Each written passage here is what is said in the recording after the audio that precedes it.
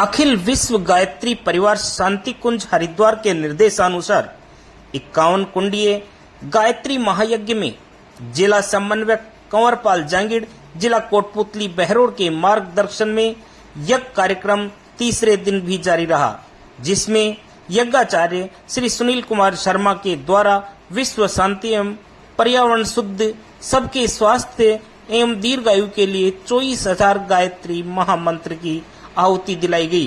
प्रज्ञा पुराण की कथा में नारद मुनि का विष्णु भगवान से उपदेश प्राप्त करने की कथा बताई तथा वर्षों का महत्व बताया। अपने जीवन काल में 10 वृक्ष लगाना और उसके महत्व के बारे में बताया। मानव जीवन के ऊपर वृक्ष का कितना महत्व है, जिसमें क्षेत्र के गायत्री परिजन भैरूराम जी सैनी, अचरोल डॉक्टर महेश सैनी, राजेंद्र सैनी, महेश कुमार सैनी सहित अनेक लोग उपस्थित रहे।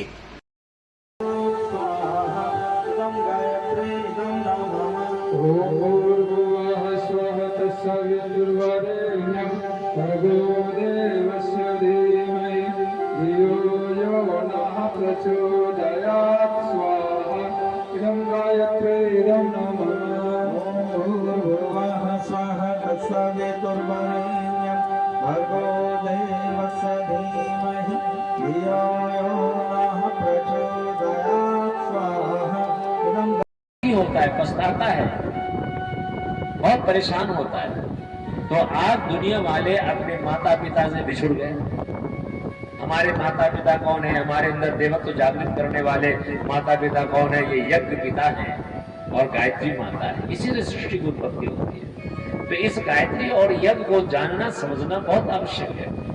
इस यज्ञ विज्ञान के ऊपर फिर ऋषि याज्ञवल्क्य ने रिसर्च किया और ऋषि याज्ञवल्क्य ने रिसर्च करके पाया इस यज्ञ में तो अपार शक्ति सामर्थ्य छुपी है। यज्ञ को तो सर्व काम दुख कहा जाता है। सभी कामनाओं की पूर्ति करने वाला साधन ये यज्ञ है। और ब्रह्मा जी ने लोगों से कहा कि देखो, यज्ञ तुम्हारा जुड़वा भाई है, इसका साथ ना छोड़ना। इसके साथ चलोगे, इसको साथ बनाए रखोगे तो जीवन में किसी चीज की कमी नहीं पड़ेगी। इसीलिए यज्ञ को सर्व काम दुख कहा गया। गुलाम होने से पहले, जब हमारा देश गुलाम नहीं था, हमारे देश को गुलाम होने से पहले लोग घर घर यज्ञ करते थे। हर व्यक्ति गायत्री मंत्र का जप करते थे। इसीलिए हमारे देश में धन दौलत की कमी नहीं थी। हमारा देश सोने की चिड़िया कहलाता था। लेकिन जब मुगल आए तो मुगलों को हमारे देश के लोगों ने, कुछ गद्दारों ने उसे बता दिया कि यदि भारत पर हुकूमत करना चाहते हैं, गुलाम बनाना चाहते हैं, तो यहाँ यज्ञ बंद कराना पड़ेगा, गायत्री मंत्र का जप बंद कराना पड़ेगा। और मुगलों ने फिर ये कर दिया और इतना अत्याचार मचाया कि लोगों को यज्ञ करने वाले को कठोर दंड दिए जाते थे। जो जनेऊ पहनते थे उसकी हत्या कर दी जाती थी। औरंगजेब नाम का एक खूंखार मुगल शासक था। 1.25 मन जनेऊ, ये जनेऊ देखते हैं कितना वजन का होगा?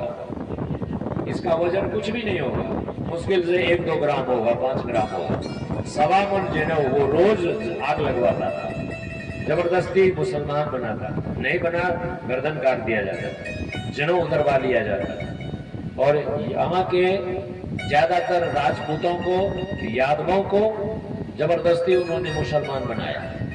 भारत में रहने वाले मुसलमान सभी हिंदू हैं। यदि वो अपने मूर्खों को जाने तो सभी हिंदू हैं, उनको जबरदस्ती मुसलमान बनाया गया। तो उस समय उन्होंने यज्ञ पर रोक लगा दिया, गायत्री मंत्र जप करने पर रोक लगा दिया। लेकिन कुछ हमारे यहाँ कट्टर लोग थे जो कहते थे नहीं, हम यज्ञ करेंगे, यज्ञ नहीं छोड़ेंगे, इसी से हमारे जीवन में सब कुछ है। तो उसको फिर मुगलों ने कहा कि तुम्हें टैक्स देना पड़ेगा और उस टैक्स का नाम रखा गया जजिया टैक्स। यज्ञ करने के लिए जो टैक्स दिए जाते थे उस टाइम, उस टैक्स का नाम था जजिया टैक्स। और ये जजिया टैक्स, भाइयों बहनों, आश्चर्य की बात यह है कि देश विश्व इतना आगे बढ़ा है। पाकिस्तान में हमारे गायत्री परिवार के कार्यकर्ता अभी भी यज्ञ करते हैं तो पाकिस्तान गवर्नमेंट को उन्हें जजिया टैक्स देना पड़ता है अभी भी। भारत में सभी स्वतंत्र हैं, सभी धर्म के लोग, लेकिन अन्य देशों में सभी धर्म के लोग स्वतंत्र नहीं है। तो जब तक यज्ञ होता रहा तब तक धन वैभव सोने की चिड़िया जगत गुरु का गौरव हमें मिलता रहा। लेकिन जो ही गुलाम हुए, यज्ञ करना छोड़ दिए, गायत्री मंत्र जपना छोड़ दिए, तो ही हमारे जीवन में अभाव आ गया, हमारे जीवन में अनेकों परेशानियां आ गई। सारी दुनिया आज परेशानियों में फंसी हुई है। लोग सोचता है कि हमारे पास जितना धन होगा उतने धन के द्वारा हम अपनी मुश्किलों को आसान कर लेंगे। लेकिन भाइयों बहनों, इस धन के द्वारा सारी मुश्किलें आसान नहीं हो सकती। धन के द्वारा आप किताब खरीद सकते हैं, ज्ञानी नहीं बन सकते। धन से आप दवाई खरीद सकते हैं, लेकिन निरोग जीवन नहीं खरीद सकते। धन से आप रोटी खरीद सकते हैं, लेकिन पेट की जो भूख है वो नहीं खरीद सकते।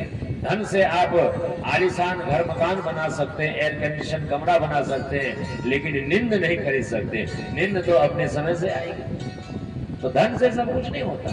तो व्यक्ति को अपने भीतर अच्छे विचार, अच्छे संस्कार, इसको भी जागृत करना पड़ता है। और इसी के लिए ऋषियों ने ये विद्या दी थी, यज्ञ विज्ञान। महर्षि याज्ञवल्क्य ने इस पर शोध किया और उन्होंने ये देखा कि हमारे यहाँ यज्ञ के बिना कुछ भी नहीं है। यहाँ तक कि जब जन्म होता है तो छठी के दिन घर की शुद्धि के लिए यज्ञ कराए जाते हैं, और जब मृत्यु होती है तो मरने के बाद भी इस शरीर को चिता सजा करके, हवन कुंड के जैसा बना करके इस शरीर को यज्ञ भगवान अग्निदेव को सौंप दिया जाता है। हमारा जन्म यज्ञ से होता है, हमारा अंत यज्ञ से होता है, हमारे जीवन का प्रत्येक क्रियाकलाप यज्ञ से जुड़ा हुआ है। आप विवाह करते हैं तो विवाह संस्कार भी यज्ञ के बिना संपन्न नहीं हो सकता। यज्ञाग्नि जलाई जाती है, तभी उसके अग्नि के साथ फेरे लेकर के विवाह को पक्का किया जाता है, उस पर मुहर डाला जाता है कि अब ये गठबंधन हो गया, अब ये पक्का हो गया। तो यज्ञ हमारे जीवन का अनिवार्य अंग है। अभी आप गीत सुन रहे थे, हमारे चौधरी साहब बहुत बढ़िया गीत गाते हैं, इनके कैसेट भी है। सुबह सुबह आज जो आप कैसेट बजा रहे थे उसमें इनका गीत बज रहा था, तो ये भी गीत में गा रहे थे, होता है सारे विश्व का कल्याण यज्ञ से। केवल आपका नहीं, आप जो यज्ञ कर रहे हैं इसका लाभ बहुतों को मिल रहा है, पेड़ पौधों को मिल रहा है, हर प्राणियों को मिल रहा है, मनुष्य को मिल रहा है, सबको मिल रहा है। इसलिए यज्ञ को सत्कर्म कहा गया कि यज्ञ से बड़ा कोई कर्म नहीं है, क्योंकि यज्ञ का लाभ आप उनको भी दे देते हैं जो आपसे ईर्ष्या द्वेष रखते हैं, उनको भी फल मिल रहा है। जहाँ यज्ञ होता है वहाँ के 15 किलोमीटर के दायरे में यज्ञ की ऊर्जा पहुँचती है और उस क्षेत्र में रहने वालों को यज्ञ का लाभ मिलता है। होता है सारे विश्व का कल्याण यज्ञ से, और जल्दी प्रसन्न होते हैं भगवान यज्ञ से। भगवान को यदि जल्दी खुश करना हो, प्रसन्न करना हो, तो उसका तरीका यज्ञ ही है। इसीलिए तो रावण और मेघनाथ श्री राम के साथ जब युद्ध कर रहे थे, तो मेघनाथ जब पराजित होने लग गया तो माता निकुम्भला मंदिर में जाकर के वो यज्ञ करना शुरू किया कि निकुम्भला माता यज्ञ